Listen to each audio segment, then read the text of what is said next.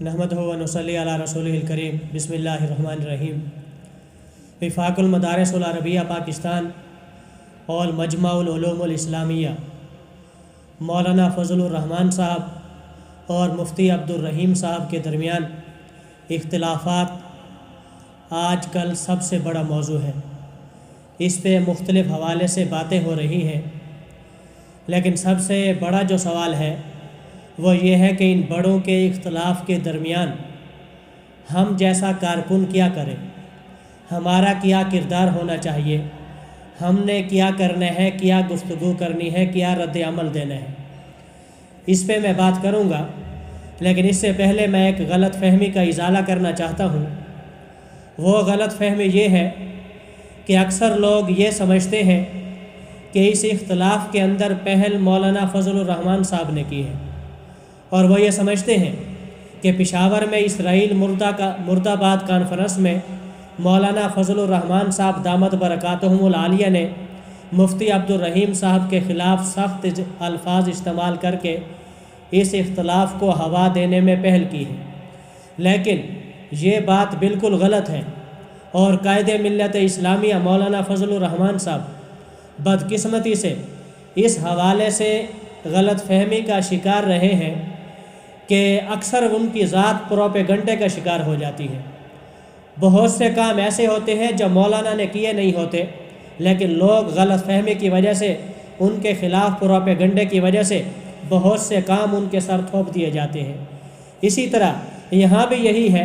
कि लोग ये समझते हैं मौलाना फजलुर रहमान साहब ने पहल की है, हालांकि इसराइल मुर्दाबाद कॉन्फ्रेंस के अंदर मौलाना फजलुर रहमान साहब ने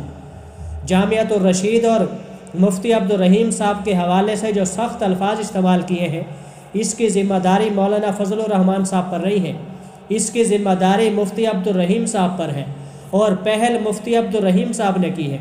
इसलिए कि 26वीं आइनी तरमीम के ज़िमन में हुकूमत का मौलाना के साथ जो मुआहदा हुआ था और जो मदारिस एक्ट पास हुआ था, और उस मदारिस एक्ट की हुकूमत खिलाफ वर्जी कर रही थी, तो हुकूमत के ख़िलाफ़ मौलाना फजलुर रहमान साहब ने प्रेस कॉन्फ्रेंस की। हुकूमत को धमकी मौलाना फजलुर रहमान साहब ने दी, लेकिन दरमियान में मुफ्ती अब्दुर रहीम साहब आ गए और उन्होंने न सिर्फ ये कि मौलाना की मुखालफत की, बल्कि यहाँ तक कह दिया कि मदारिस को कोई मसला नहीं है, शायद मौलाना का कोई ज़ाती मसला हो। तो आप इंसाफ के साथ मुझे बताएं कि जो पाकिस्तान के मुस्तनद तालीमी बोर्ड वफाकुल मदारिस अल अरबिया पाकिस्तान का सरपरस्त आला हो, जो पाकिस्तान की सबसे बड़ी मजहबी और सियासी जमात का कायद हो, जो पाकिस्तान के लाखों उलमा और तलबा का लीडर हो, उसके बारे में कोई मदरसे का मौलवी और हुकूमत ज़्यादा मौलवी उठ के ये कह दे कि उसका ज़ाती मसला है, तो फिर उसके मुकाबले में अगर मौलाना फजलुर रहमान साहब ने इसराइल मुर्दाबाद कॉन्फ्रेंस के अंदर चंद अल्फाज उन मौलवियों को कह दिए हैं, तो फिर ना उन मौलवियों को तकलीफ़ होनी चाहिए और ना उन मौलवियों के तलामज़ा को और उनके अकीदतमंदों को कोई तकलीफ़ होनी चाहिए। बहरहाल ये तो एक गलत फहमी का इजाला था। असल सवाल ये है कि हमने क्या करना है। बहुत से सोशल मीडिया पे लोग भोले भाले मौलवी, सूफ़ी मौलवी, जिनको ना सियासत का पता होता है, ना मुल्की हालात का पता होता है, ना हकीकत का पता होता है, वो इस तरह की बातें करते हुए नज़र आते हैं कि ये मौलाना फजलुर रहमान साहब और मुफ्ती अब्दुर रहीम साहब का मसला है, ये बड़ों का मसला है, हमें खामोश रहना चाहिए। मौलाना उनको जवाब दें, मुफ्ती अब्दुर रहीम साहब उनको जवाब दें, वो बड़े हैं, हम खामोश रहें। सवाल ये है कि हम क्यों खामोश रहें, हम क्यों किरदार अदा न करें एक ऐसे नाजुक मौका पर जब मौलाना फजलुर रहमान साहब और मुफ्ती तकी उस्मानी साहब दीनी मदारिस का मुकदमा लड़ रहे हैं, मदारिस की आज़ादी की बका की जंग लड़ रहे हों, हुकूमत के साथ टक्कर ले रहे हों,